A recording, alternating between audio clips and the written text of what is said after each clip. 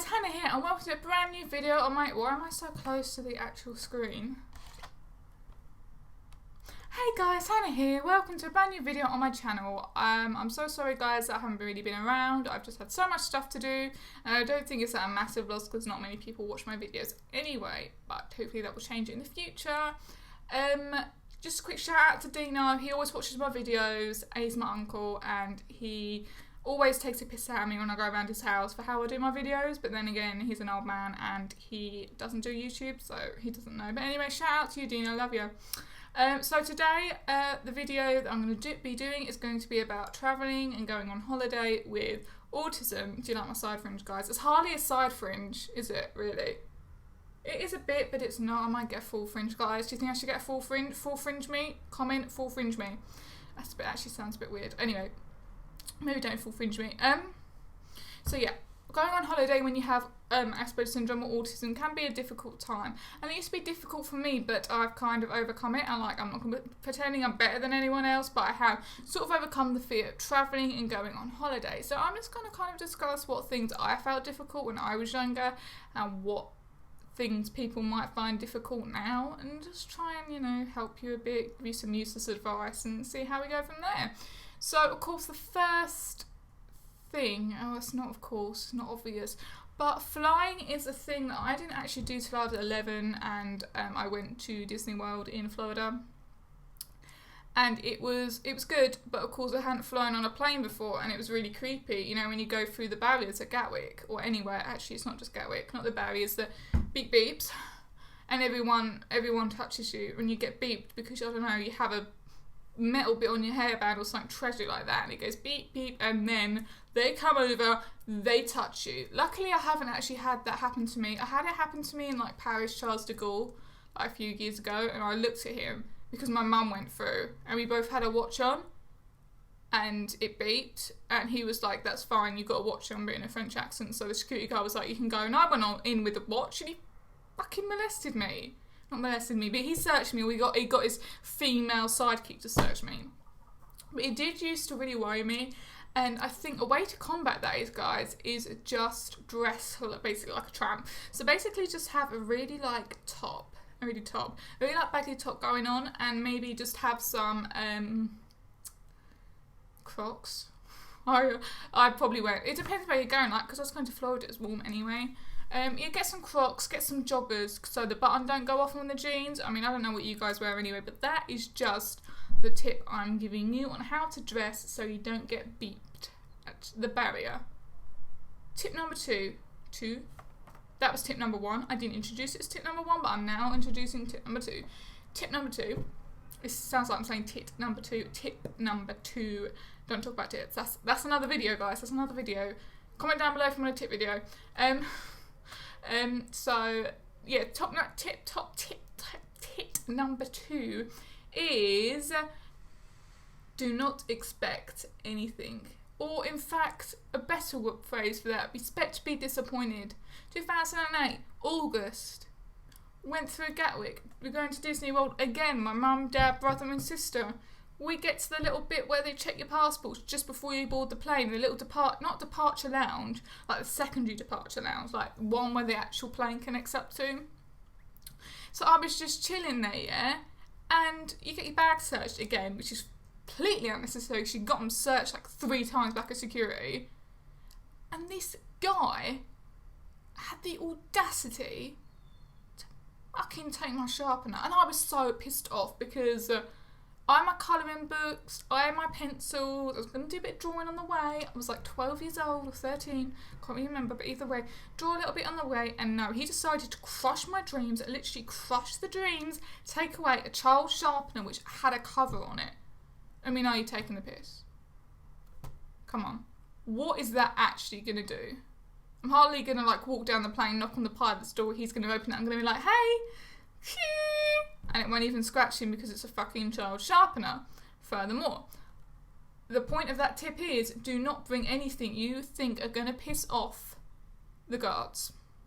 The guards? I sound like I'm talking about concentration camp. Like, the guards as in security. And it's actually not so bad when you're in America because Americans don't get shit what you take back. You know, you can take bloody guns back for all they like. Ain't no problem anymore, is it?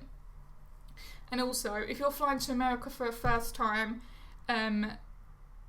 don't take fruit. Did you think that was going to be a more serious note? Well, it wasn't. Don't take fruit because they've got a serious problem with it, but that's got nothing to do with having autism. So we'll leave it at the fruit.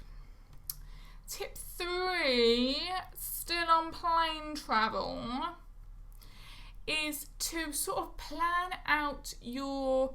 No, bullshit. I'm not talking about that anymore. Back to plane travel. Tip number 3. I'm going to quickly talk about takeoff and landing. So takeoff and landing really, really hurts my ears, and it probably hurts the ears of a lot of people, but obviously it's going to be more sensitive to people with Asperger's and autism. So I actually haven't got any tips for you, because even when I go on planes now, I go on little jets to Krakow, Copenhagen, Amsterdam, places like that.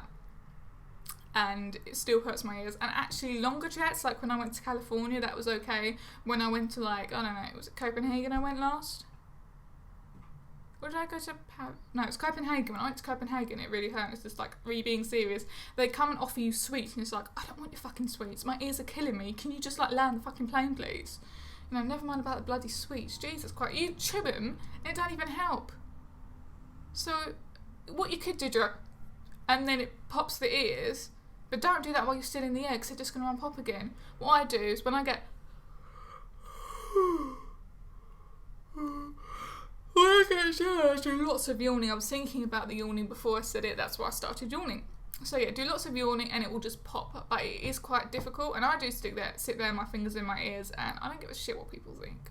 Not that anyone actually stares at me anyway, because I'm really not that interesting. But if they did stare at me, I would not care. So if you want to stick your fingers in your ears, guys, stick your fingers in your ears. Don't be afraid.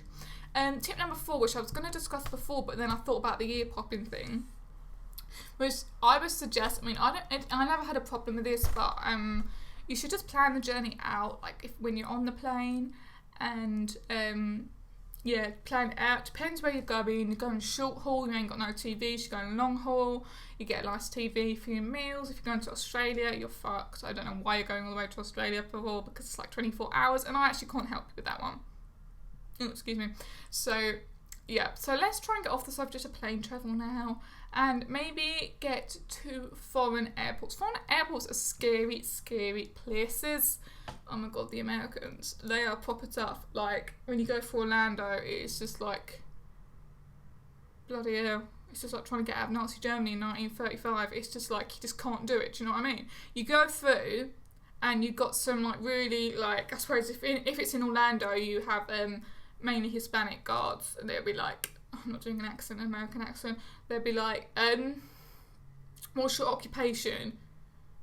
And it's just like, I don't even know what my occupation is. I have an occupation, but I'm also a student. Then do I say student, because you might ask about the occupation first, but then do I say the occupation, because you can ask more questions about the occupation, because he actually thinks I'm going to try and sneak through the border and live in America, which I'm not going to do, because A, I'm not working that long hours, B, Donald Trump, C, they've got alligators and shit, and D, I haven't got D yet, but either way, alligators, Donald Trump, and long hours are enough to put me off the country for good.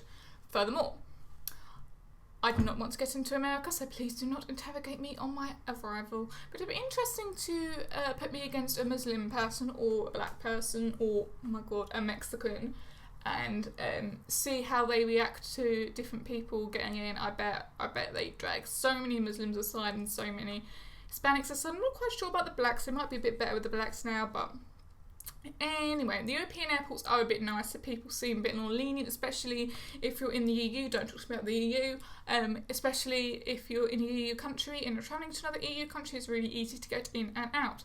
So I wouldn't. I actually haven't been to a foreign airport without my parents. I've been to Manila Valley Chesi to go to Disneyland. My best friend rocks, and we're actually going to Orlando in September, to Disney World before we start our last year at uni. So, I mean, I'm not really nervous about it, guys, but, you know, it could be a bit controversial. So, we'll have to see. Anyway, I'm hoping to vlog that whole holiday, so if you guys are interested, comment below and say, I'm interested. So, I think that's about it for this video. I kind of rambled. How long has it been? It's only been 9 minutes. I keep thinking it's longer than that. So I kind of rambled about plane travel, international airports, nothing really helpful, but I hope you've kind of found my advice helpful, guys.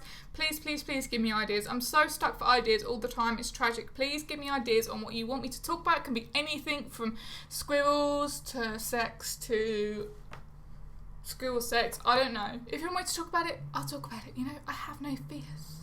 So thank you so much for watching, guys. Please subscribe, like, comment. I need to, because when people on YouTube say subscribe, like, comment, they all come up on the screen, but it doesn't do it with me because I'm shit at IT. So, you know, but I will try and get that sorted for you, and I will see you in the next part. Apologies for looking so shit. Thank you.